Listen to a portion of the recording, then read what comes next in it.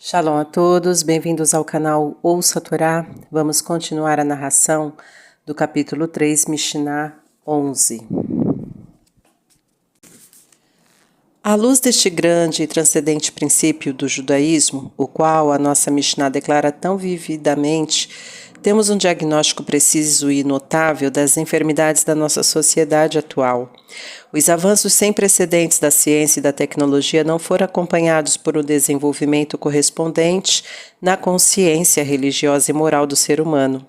A sabedoria e o conhecimento científico simplesmente permitiram a fabricação de armas novas, infinitamente mais devastadoras do que quaisquer outras conhecidas anteriormente, a serem usadas em sua luta para satisfazer suas cobiças mais selvagens e sem restrições morais como moderadores.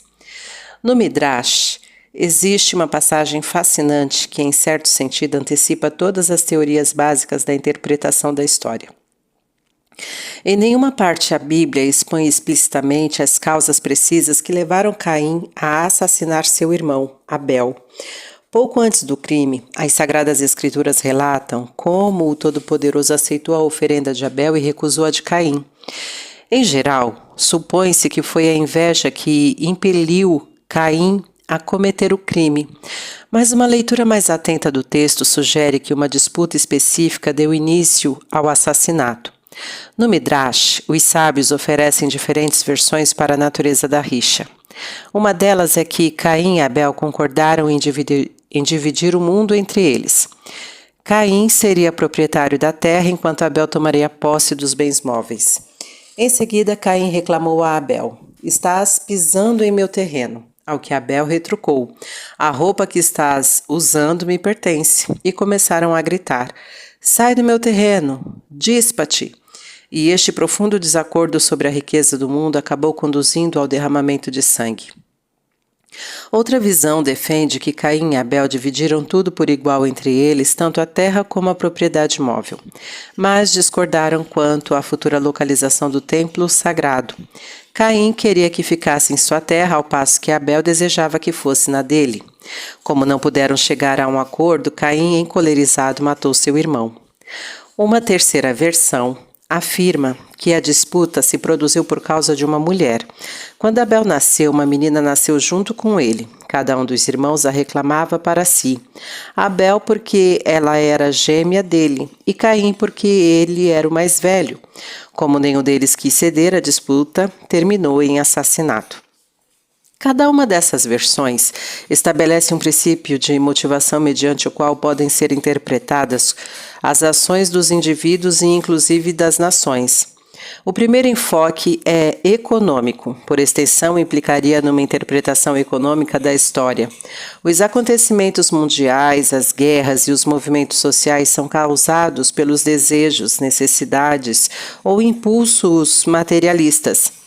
Karl Marx popularizou este ponto de vista com seu materialismo dialético, até o ponto em que este é associado ao seu nome no mundo todo. Nos Estados Unidos, Charles Beard aplicou este princípio na sua interpretação econômica da Constituição estadunidense. É interessante observar que a palavra hebraica para guerra, milhamá, tem a mesma raiz que lechem, pão, e a palavra para faca, mahelet, se origina da mesma raiz que a palavra hol, comer. Estes exemplos sugerem uma percepção antiga de que, com frequência, se não sempre, a guerra tem uma base econômica, na qual os desejos materiais conduzem à agressão e à conquista. O segundo ponto de vista do Midrash representa a teoria de que as diferenças religiosas foram as responsáveis pelas contendas e violência do mundo. Desafortunadamente, isso também pode ser documentado. Muito sangue foi derramado como resultado de um idealismo distorcido do fanatismo religioso, de guerras santas destinadas a perpetuar uma determinada fé verdadeira que uns procuravam impor aos outros. A terceira explicação para a atitude de Caim leva à teoria de Res, la femme, o impulso primitivo de conquista sexual que move o homem pode estar subjacente em muitas das agressões e desestabilidades sociais do mundo. Os descobrimentos pioneiros de Freud indicaram que Até extremo tal, motivação pode se encontrar no inconsciente humano, quando não no pensamento consciente. Segundo Homero, a guerra de Troia começou por causa de uma mulher. Em certo sentido, o assassinato de Abel por Caim pode ser considerado a Primeira Guerra Mundial, pois tratou-se de uma agressão envolvendo uma grande parte da população mundial daquela época. É muito interessante que os nossos sábios, através da sabedoria, inspiração ou da tradição, pudessem deduzir tão precisa e cabalmente as motivações para uma guerra. Estes são, então, os principais motivos capazes de levar pessoas e nações a cometer uma agressão, até mesmo assassinato. Onde está a sabedoria nestes casos? Na ausência do temor ao pecado. A sabedoria e a inteligência são utilizadas para racionalizar os atos de violência e injustiça e para provar que são supostamente necessários e justificados. Esta relação entre sabedoria e temor ao pecado tem uma aplicação surpreendente ao professor e ao pregador.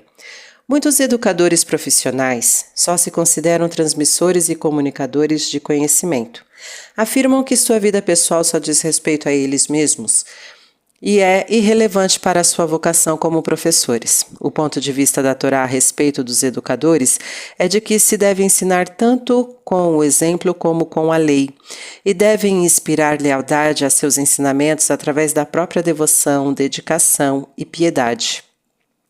No Talmud, o Rabi Akiva relata como observou a conduta de seu mestre, o Rabi Yehoshua, inclusive nas áreas mais íntimas da sua vida privada. A isto, Rabi Azai objetou: foste tão desenvergonhado a ponto de chegar a este extremo? O Rabi Akiva respondeu simplesmente: isto era a Torá. Também para mim.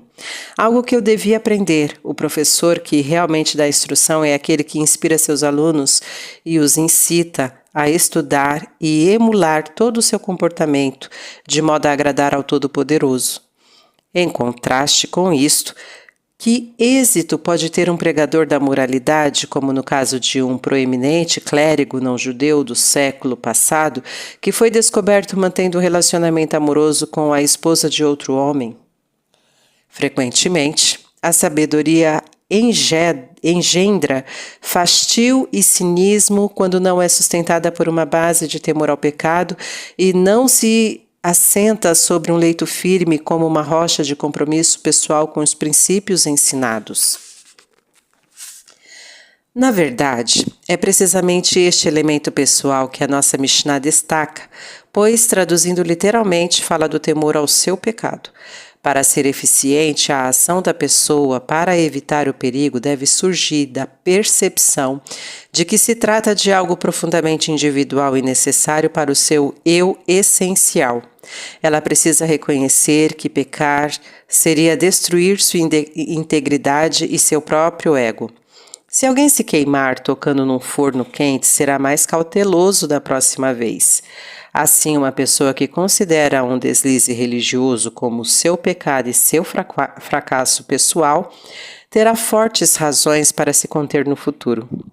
Esta consciência e a ação de evitar o pecado exigem, como consequência, que recordemos as nossas falhas em vez de relegá-las ao esquecimento.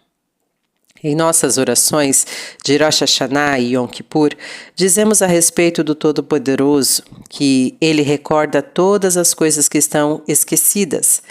Disse que Rabino Samson Raphael Hirsch interpretou isto assim: a divindade recorda as coisas que procuramos esquecer.